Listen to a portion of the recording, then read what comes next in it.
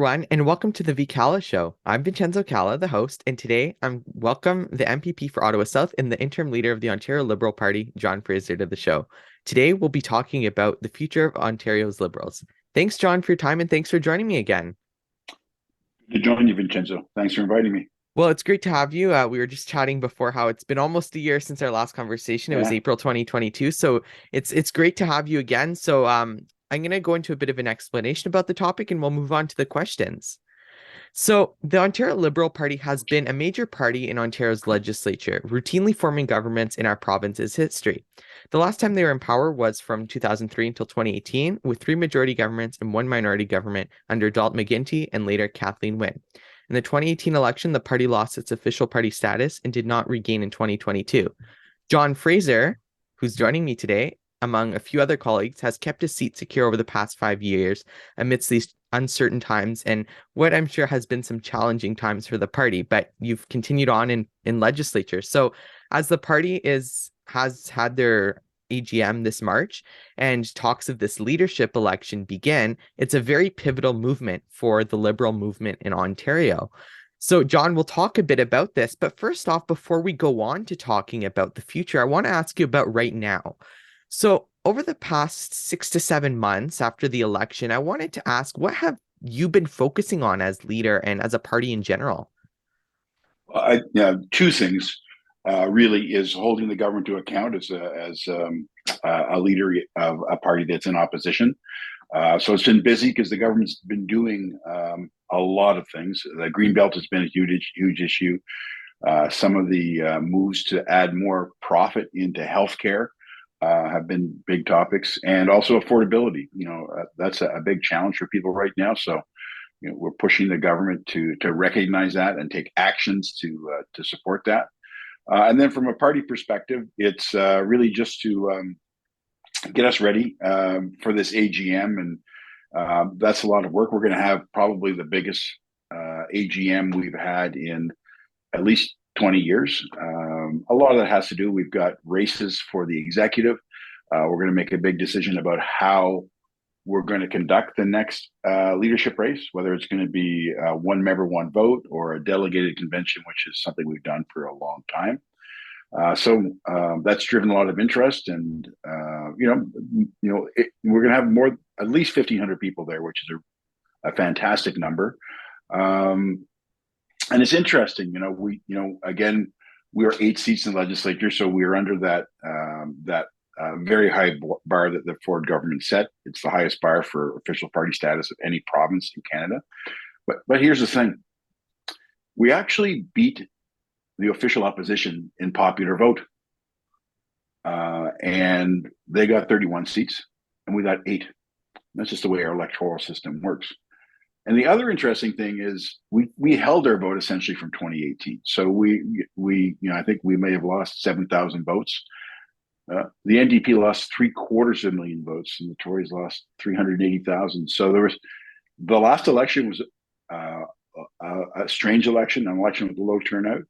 So my belief is you work with what you've got, and so we just picked up and started working again to do the things that we needed to do to fulfill our role in government and get ready for building our party up, because that's what leadership races are really all about. Well, and I made a note, actually, one of my questions that I'll ask you later on is about the fact that you got roughly around a good number of votes compared to the NDP and about that. And we'll talk about that later. But I wanted to ask you first on healthcare. So you mentioned before about what you've been doing in terms of healthcare. I had Adil Shamji on last year. We talked a bit about healthcare, but that was before the provincial government, the Ford government, announced their new plan. What do you think that what are the thought processes going on in your side, on your party, and what solutions do you think should be looked at for this healthcare system, which is in disrepair and needs a lot of working on right now? Yeah. Well, our major problem in the healthcare system right now is actually not our hospitals. It's having the people we need to care for people. It's at a critical point in long-term care, in hospitals, in clinics, and that has something to do with the pandemic. But we need to have those skilled frontline healthcare workers, nurses, doctors, um, nurse practitioners, all sorts of people who work on the front line. We need more of them, and that's really what's holding back our ability to deliver care. So when the government proposes to add more for-profit clinics, uh, when we have capacity in the system right now to do that physical capacity, it's a concern. There should only be one shareholder in Ontario's healthcare system, and that's the patient and their family. They shouldn't, if we've seen in long-term care what the result of having for-profit and long-term care during the pandemic and the performance of those for-profit homes and the consequences that it had for families. And so we're opposed to that. We believe that independent health facilities that want to build a clinic that's going to do hips and knees or cataracts, they should be publicly owned, publicly funded, and connected to hospitals. We need a connected healthcare system, and so there's a lot. We have a lot of concern over that, and I think we have to take a look at how we can make the access to the medical jobs better for newcomers to Canada, for people who are already here, who've been trained, who can't practice because the rules are a certain way. And so I think that's a really important thing for us to do. We have to be creative. I remember when I asked my mom, who's 90 now, she was a nurse. I said, "Why did you decide to become a nurse?" And she said, "Well, they paid me to train." And she became a nurse in the 50s, and when we needed nurses. And so we have to look at things like that again. We're going to have to make an investment in people. And the other piece is, Bill 124, we're still talking about it, but it was the wrong thing to do to restrict nurses and other frontline healthcare workers and a whole bunch of other people in publicly funded institutions to take away their right to bargain. And it's helped to make the human healthcare resource problem even worse. So now that we could be talking about this all day for sure, but I wanted to move on now to talking a bit about the last election and the future. So first off, in the last election, your party had a really broad group of candidates, and I watched this very closely, how there was a bunch of different candidates from different backgrounds across the province, and some were elected. There's a largely new caucus now, I would say, compared to last time. And there were some that many weren't. So I wanted to ask, what do you think your party needs to do, and what do you think that these candidates should look for to make sure that they stick with the Liberal movement and run again for your party in the future? And maybe just a bit about these people in general. Well, yeah, no, the team of candidates that we got together was actually really incredible. I mean, they were so diverse and from different, business backgrounds, doctors, nurses. My colleague Adele, was a new candidate and got elected, and Stephanie Bowman, was on the board of the Bank of Canada. Ted Chu, who was not new, but he's a physicist who's worked on world world markets, and Mary Margaret, who's like a force of nature when it comes to the environment. So that was kind of what our candidates were like. They were just like an incredible group of mostly young people. I remember when I saw them all in one room for the first time, I was like, "Oh my gosh, they're so young." But it was great though, and they really believed. They really worked hard. And there's a lot of great people who are still very active in the party. And so that was a really great thing going into the election. And probably the biggest, the thing that hurt the most election night is to see some of the candidates, and I met a lot of them, seeing them not being successful and having the result that we did. But it was just, not many people in 2018 thought we would be there in 2022, and no one thought we'd have a full slate of candidates and the kind of great um, quality of candidate that we had. And we were, you know, we were diverse. We had gender equity, and it was really quite impressive. Well, by this point right now, I've interviewed most of the caucus. I've interviewed Adil, I had Ted on, I had before the election, I had you and Lucille, Stephen, and I don't remember. No, Yeah. that's about right. That's about right. And having these discussions and having and seeing this is quite interesting to see how the people that were elected, you are now working in the legislature and bringing up some Yeah. things. But talking about now the election, so a lot of these candidates weren't elected, and by what people say is no fault of their own, it's the election system. And you talked about how the votes were sort of similar to what you got with the NDP and how they got official opposition in a bunch of seats and you're still at 8 right now. So I wanted to ask you, do you think it's time for Ontario to consider different election systems or electoral systems? Do you think it's time to start looking at something different?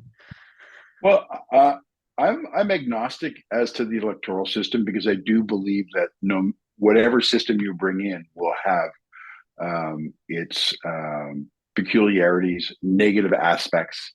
None of them are perfect. But I'm open to listening to that, and I think having a debate about that. I don't want to talk about it in the context of what happened in the last election, because we have what we have, and I'm not going to scream it should have been different because we knew what the rules were going in, and so I'm open to that. I'm sure that's something that will come up as a discussion amongst the opposition parties. Again, it is something that we did do a referendum on in 2007, but that's getting close to 20 years ago. So I think having a discussion and debate and deciding what we're going to do. I don't see this government doing that. I don't see them, the current government, making that change. And we'll have to see what policies parties have going into the next election.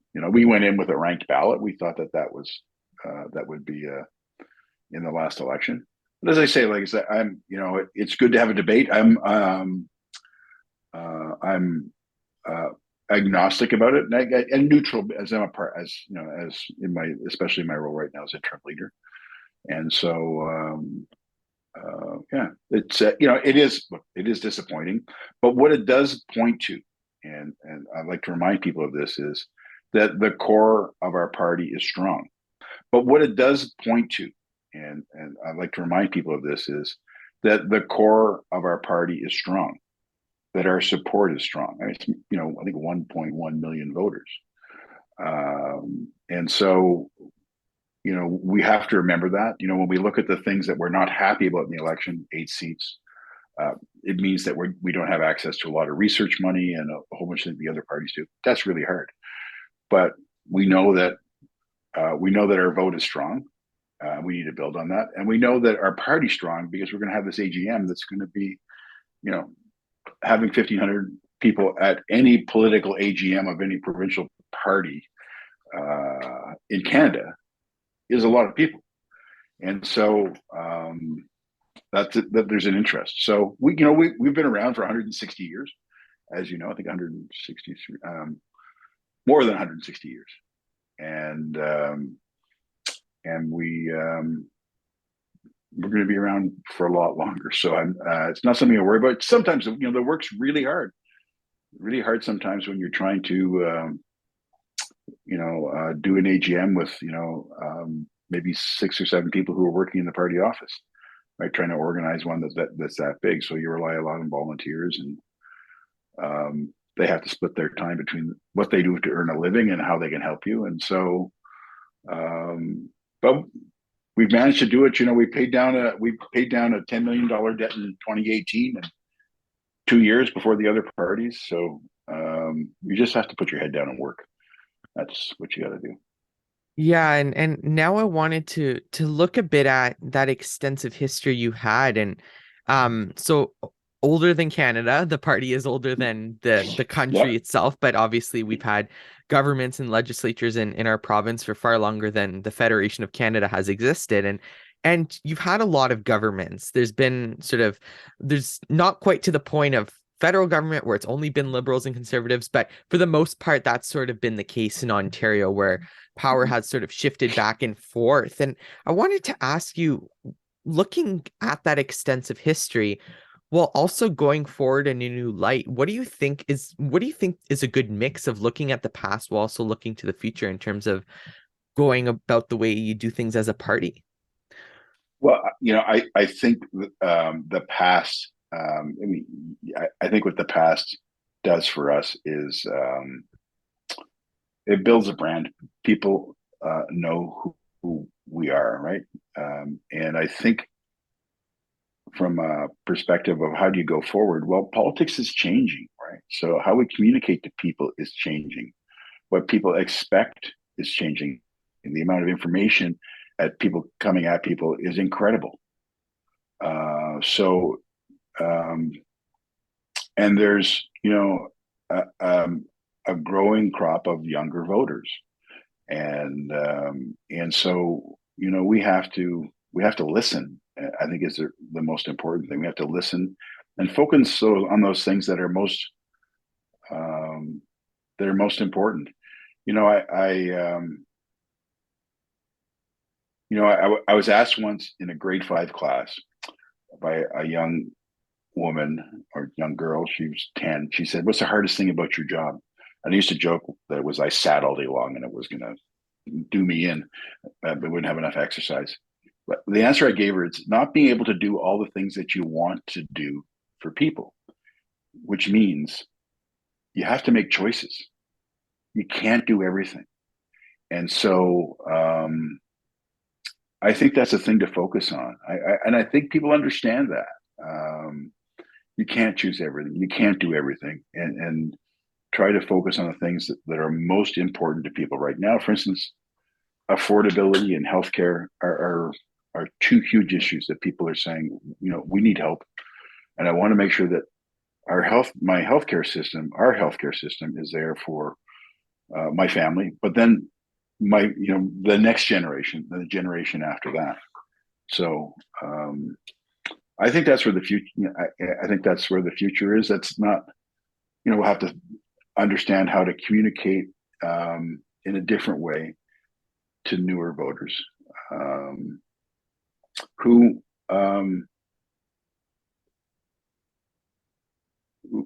who aren't part of that history of what a political party don't have that history.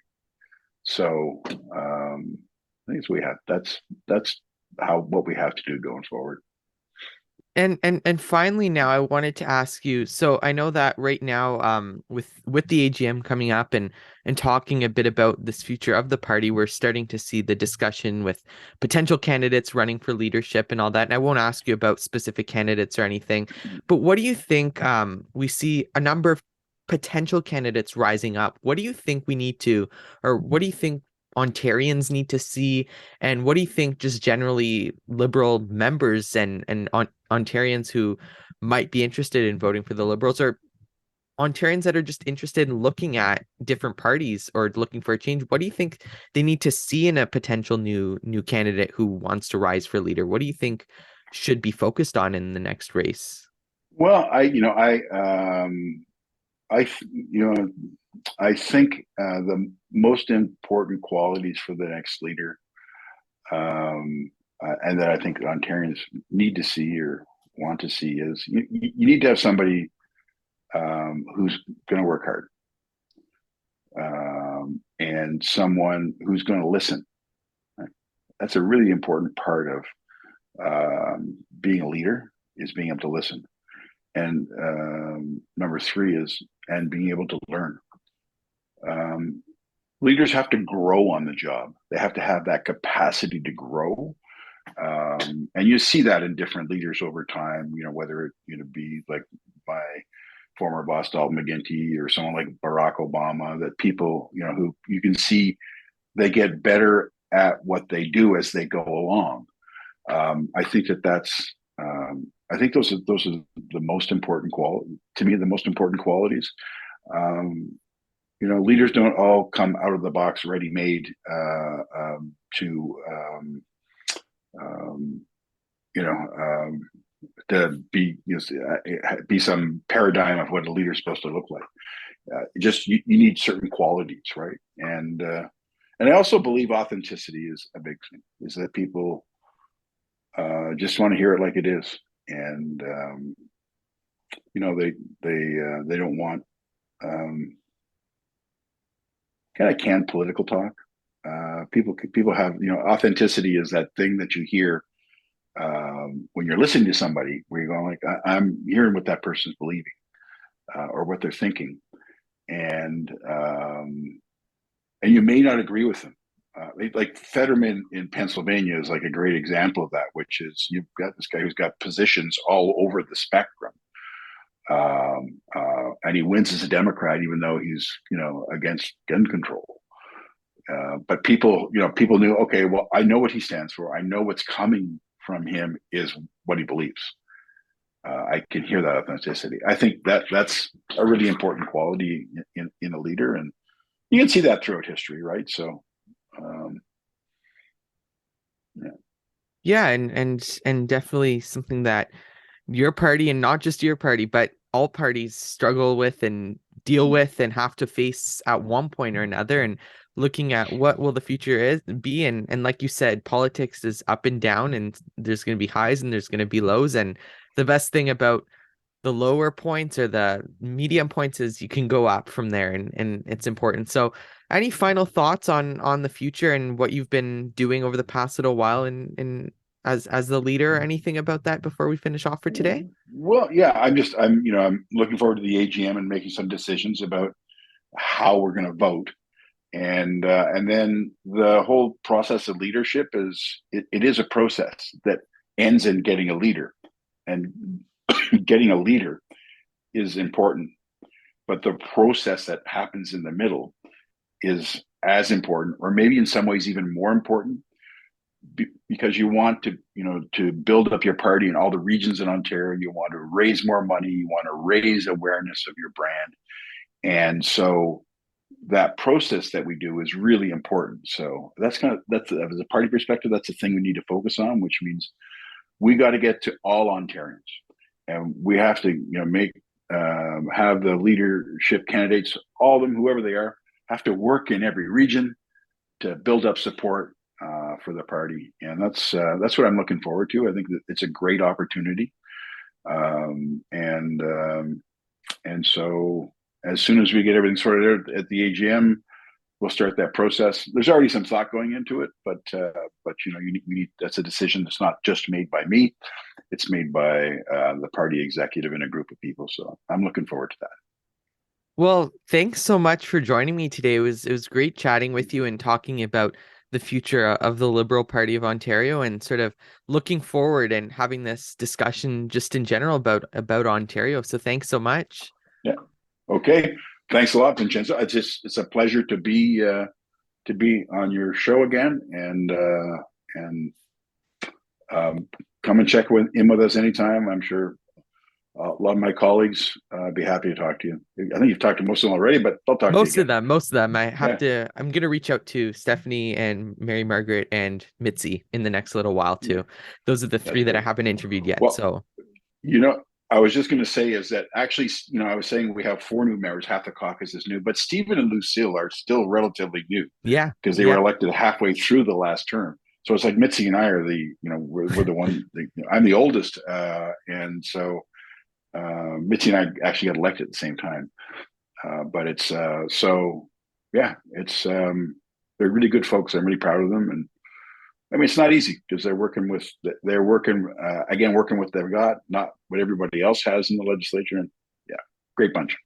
Well, definitely something that I will continue looking at and watching in Ontario politics, and seeing how the future plays out in the party and how everything goes. So that's all I have for today. That's all we have for today. So to stay updated, follow me on Twitter, Facebook, Instagram, and TikTok, VC Productions 25, website vincenzocalla.com, and make sure to stay updated here on YouTube.